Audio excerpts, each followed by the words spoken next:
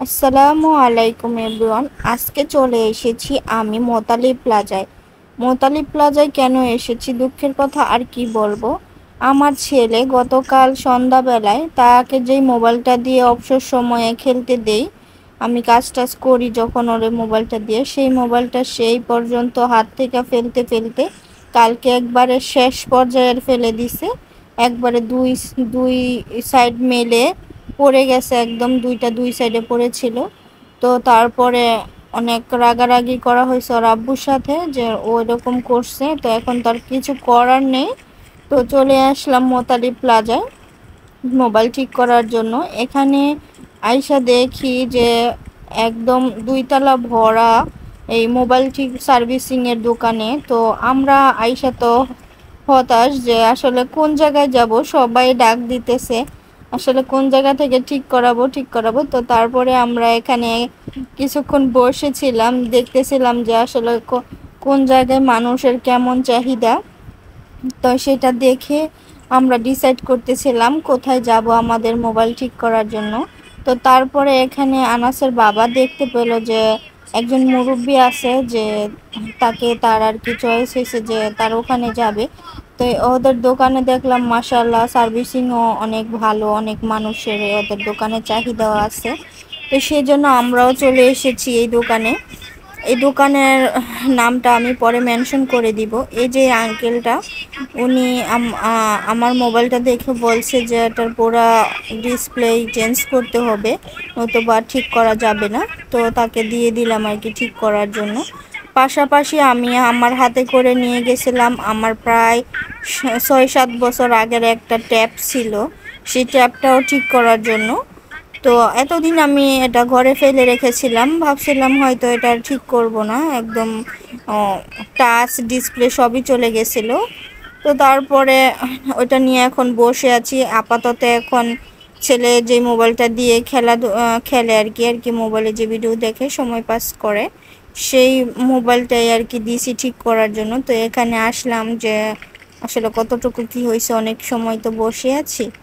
তো আঙ্কেল বলছে যে হ্যাঁ এখন ঠিক হয়ে গেছে, এটাকে এখন শুধু 2-3 ঘন্টার মতো এটা আর কি রাবার দিয়ে পেঁচায় এটা রাইখা দিতেছি, এটা খুলবেন না 2-3 ঘন্টার মতো। উনি কস্টিপ দিয়ে ডিসপ্লেটা আটকাই দিছে আর কি।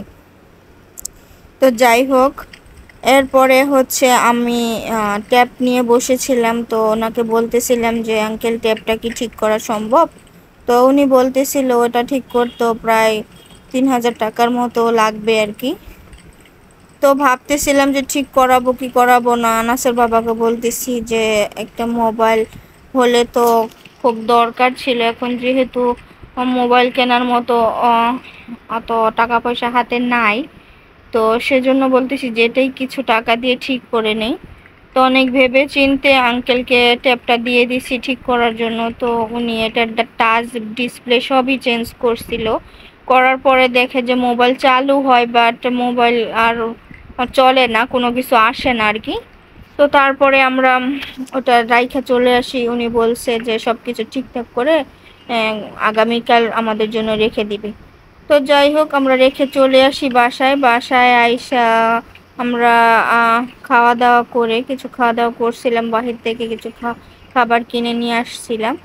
তো এরপরে রাতের বেলা তো কিছু না কিছু করতেই হয়। আর এমনিতেও অনেক দিন ধরে যেহেতু আমি ডায়েট করতেছি ইদানিং, তো তেমন কিছু খাওয়াটাও হয় না। আমার হুট করে মন চাইছিল কোনো ভর্তা দিয়ে ভর্তা খাবার জন্য আর কি, ভর্তা দিয়ে ভাত খাবার জন্য। তো আনাসের বাবা রাতের বেলা কি খাবে সেটাও ভাবতেছিলাম। তো সেজন্য সন্ধ্যাবেলা আমি এখানে ডাল সিদ্ধ করে কিছুটা ডাল বাটিতে রেখেছি, আর কিছুটা ডাল আমি অল্প করে রান্না করছি, ডাল রান্না করছি।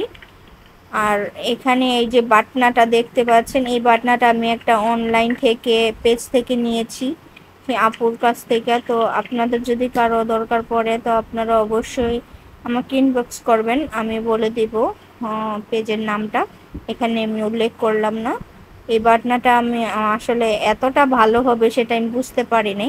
আর ডালের ভর্তাটা আমি হাতেও বানাতে পারতাম, কারণ বাটনা লাগে না ডালের ভর্তা বানাইতে। কিন্তু আমি এখানে যেহেতু মরিচটা শুকনা মরিচটা আর কি হাতে ডললে অনেকের ঝাল ওঠে হাতের মাঝে, তো বাচ্চাকে যেহেতু আমার খাওয়াই টাওয়াই দিতে হয়, অনেক সময় দেখা যায় হাতের ঝালটা হাত যতবারই ধুই ওঠে না, তো সেজন্য আমি আর কি বাটনাটাই ব্যবহার করলাম। আর আনার পরে আমি এই পর্যন্ত বাটনাটা ব্যবহার করি নেই, কারণ আমি যেহেতু ডায়েট করতেছি, তো সেই ক্ষেত্রে আমি আর বাটনায় কি বেটে খাবো বলেন, তো সেজন্য আর আমি এটা ব্যবহার করি নাই।